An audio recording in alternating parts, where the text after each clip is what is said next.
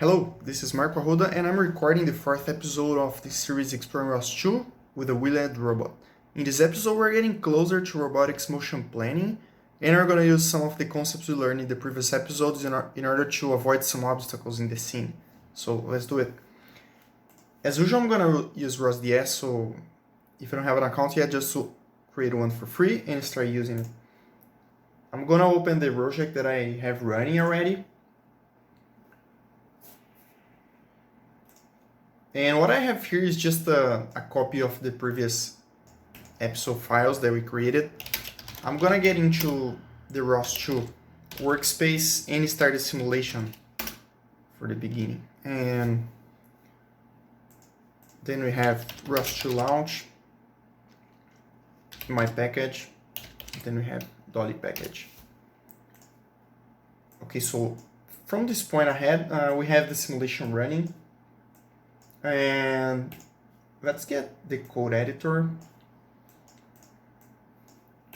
I'm gonna leave the shell on the side.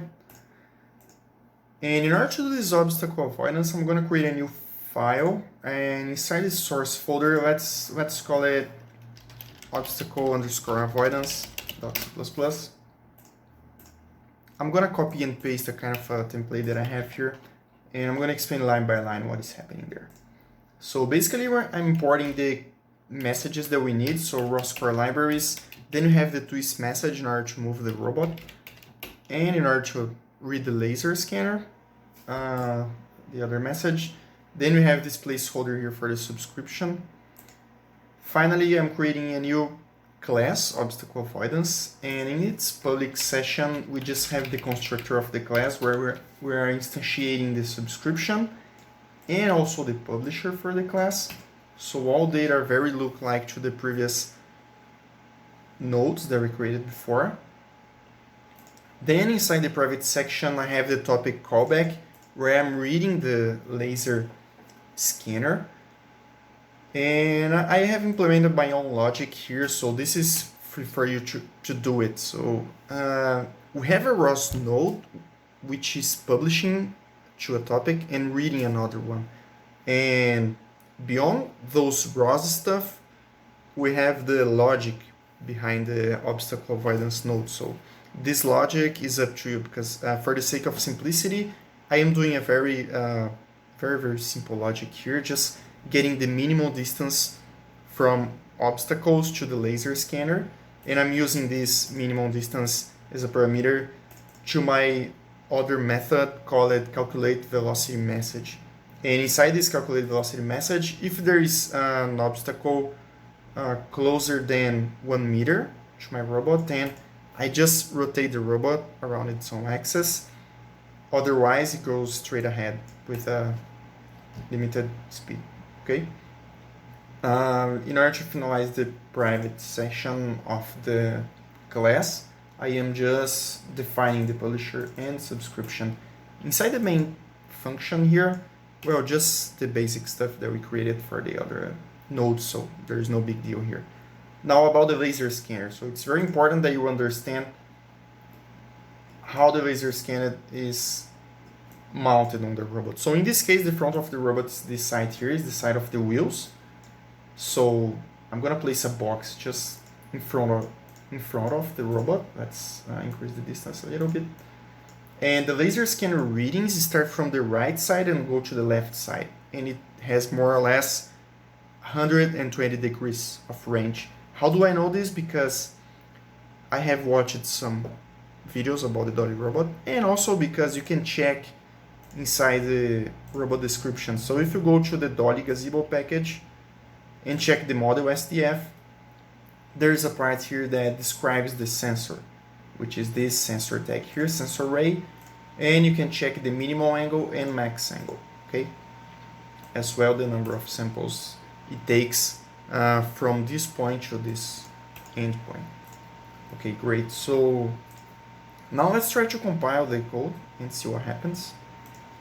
Of course, we're working with C++, so every time we compile a new file, we have to add to CMake list. So obstacle avoidance, I'm gonna call the new executable we're creating, and it comes from the obstacle avoidance file. it must be installed. And I have just copied from the moving robot. It's so important that you pay attention that we have a new dependence here. Actually not new, but different dependence sensor messages, which is also being used for the reading laser executable that were created in the previous chapter. So great, save the file, and let's try to compile. Cross your fingers. Let's open a new tab. So in order to compile again, I have to source the ROS2 workspace, install folder, set up the bash file, and I want to compile only this package because we have many other packages there. Let's wait for it.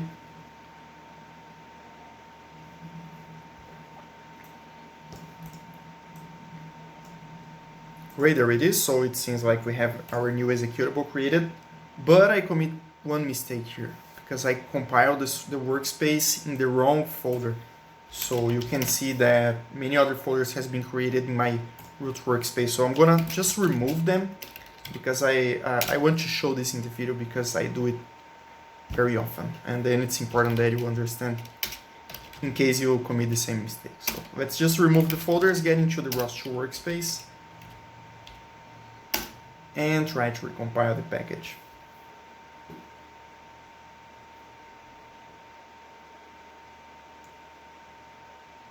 Great, there it is. Now we can source the installation folder and try to run the new file that we created. So ROS2 run. I have my package, obstacle avoidance.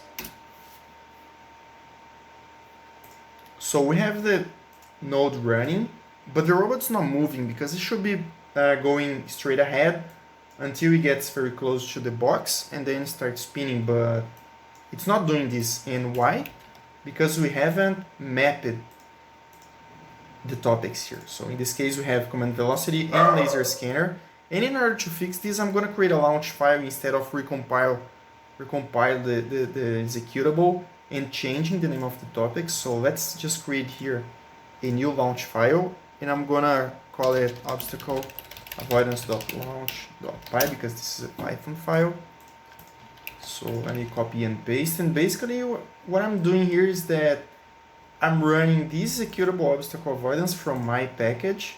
I want to see the output in the screen, and I'm remapping those topics. So everything that comes to laser scan is going to look for this topic here, and also, well, the same for the command velocity. We're just putting this namespace before. And launch description, put the obstacle avoidance. Okay, great. Then I'm gonna recompile,